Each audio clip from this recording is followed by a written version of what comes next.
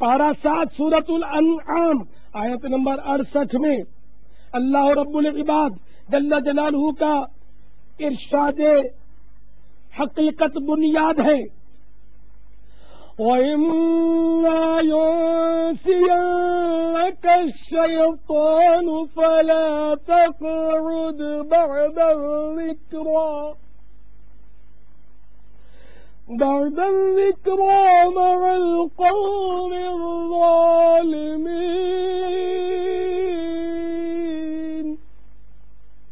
میرے آقا نعمت امام اہل سنت عظیم البرکت عظیم المرتبت پروانہ شمع رسالت مجدد دین و ملت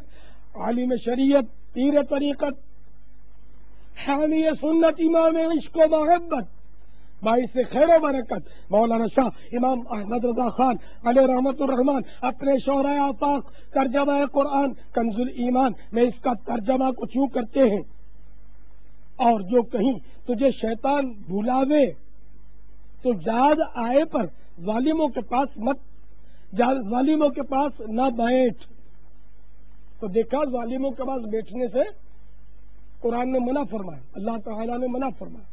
ظالم سے مراد تفسیروں میں کافر، بد مذہب اور فاسق لکھا ہے، اور فاسق کی صحبت کا تو آپ روزانہ عہد کرتے ہوں گے جو نمازی ہے، سورہ وتر میں جو دعائے قنوت پڑھتے اس میں یہ الفاظ بھی تو ہیں، وَنَتْرُكُ مَن يَفْجُرُكَ، اور میں تیرے فاجر بندوں کو ترک کرتا ہوں، یا اللہ تیرے نافرمان بندوں کو اور فاجر بندوں کو چھوڑتا ہوں، ان کی صحبت سے میں اپنے آپ کو باز رکھتا ہوں، چھوڑتا ہوں۔ روز وعدہ کرتے ہیں، روز پھر ان کے ساتھ لگے رہتے ہیں، تو بری صحبت برا پھل لائے گی، اچھی صحبت اچھا رنگ لائے گی، عاشقان رسول آپ کو عاشق رسول بنائے گی، اور فیشن پرستوں کی صحبت آپ کو انگریز کا نمونہ بنائے گی۔ صحبت صالح ترا صالح کند،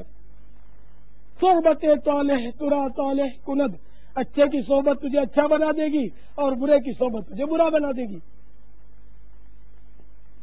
تو اے مدنی محبوب صلی اللہ تعالی علیہ وآلہ وسلم کے چاہنے والوں، اے مدینے کی محبت کا دم بھرنے والوں، اے شہنشاہ بغداد غوث اعظم کے مت والوں، اے امام علی مقام امام حسین کے چاہنے والوں، اے فیضان اولیاء کے طلبگاروں، جن کا میں تذکرہ کر رہا ہوں سارے داڑھی والے تھے، سارے انبیاء علیہ السلام داڑھی والے تھے، سارے اولیاء کرام داڑھی والے، سارے صحابہ کرام داڑھی والے، کبھی بھی کوئی داڑھی منڈا ولی ہو ہی نہیں سکتا، ولی فاسق تھوڑا ہی ہوتا، کوئی داڑھی منڈا ولی نہیں ہو سکتا۔ تو یہ سارے کے سارے داڑھی والے تھے، تمہیں کیا ہو گیا ہے؟ تمہیں آخر کس باولے کتے نے کاٹ لیا ہے؟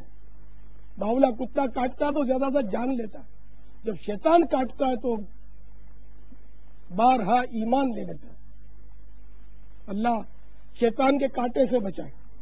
باولے کتے کی کاٹ سے بھی محفوظ فرمائے۔ تو مان جاؤ، اپنی جوانی پر مت اتراؤ،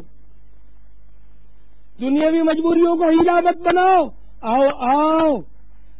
محبوب پاک صاحب اللہ سیاح افلاق صلی اللہ تعالی علیہ وآلہ وسلم کہ دامن کرم سے لپٹ جاؤ، خدا کی قسم دامن مصطفیٰ سے جو لپٹا یگانہ ہو گیا، جس کے حضور ہو گئے اس کا زمانہ ہو گیا۔ ان کے پروردگار رب غفار جل جلالہ سے مغفرت کی بھیک مانگ لو، ان سے بھی محبوب سے بھی معافی مانگ لو۔ یہ بارگاہ کرم والی بارگاہ ہے، یہاں سے کوئی سائل مایوس نہیں جاتا۔ سنت کی خیرات لے لو، اپنے چہرے سے دشمن خدا و مصطفیٰ جل جلالہ صلی اللہ تعالی علیہ وآلہ وسلم کی نحوست کو ہمیشہ ہمیشہ کے لیے دھو ڈالو، اور پیاری پیاری سنت چہرے پر سجا لو۔ ہمت کرو، جلدی ہمت کرو، اے صحرائے مدینہ مدینۃ الاولیاء ملتان میں مجھے سننے والے، عاشقان رسول کی صحبتوں میں بیٹھنے والوں، نیت کر لو کہ اب گردن کٹے نام مصطفیٰ پر کل کٹتی ہو تو آج کٹے، مگر اب شیطان کے بہکاوے پر، شیطان کے نام پر داڑھی کبھی نہیں کٹے گی۔ آج سے میں عہد کرتا ہوں کہ انشاءاللہ اپنی داڑھی سجاؤں گا، انشاءاللہ سے کہیے انشاءاللہ، انشاءاللہ ایسا فلک شگاف نعرہ انشاءاللہ کا لگائیے کہ شیطان کا کنارا تھرا اٹھے۔ انشاءاللہ انشاءاللہ انشاءاللہ انشاءاللہ۔ نعرہ تکبیر، اللہ اکبر، نعرہ رسالت، فیضان اولیاء، انشاءاللہ۔ اور ساتھ ہی ساتھ جو مجھے مدنی چینل اور انٹرنیٹ پر سن رہے ہیں وہ بھی نیت کر لیں کہ انشاءاللہ ہم بھی آقا کے، چونکہ ہم بھی آقا کے غلام ہیں، صرف صحرائے مدینہ میں عاشقان رسول جمع نہیں ہوئے، ہم کسی مجبوری یا سستی کے مارے اگر نہیں پہنچ سکے تو کیا ہوا، لیکن ہمارے دل پیارے حبیب صلی اللہ تعالی علیہ وآلہ وسلم کے قدموں میں لوٹ رہے ہیں، ہم بھی محبوب کی زلفوں کے اسیر ہیں، ہم بھی نیت کرتے ہیں، سارے مدنی چینل پر سننے والے، انٹرنیٹ پر سننے والے بھی نیت کر لیں کہ ہم بھی انشاءاللہ آج سے ایک مٹھی داڑھی سجائیں گے۔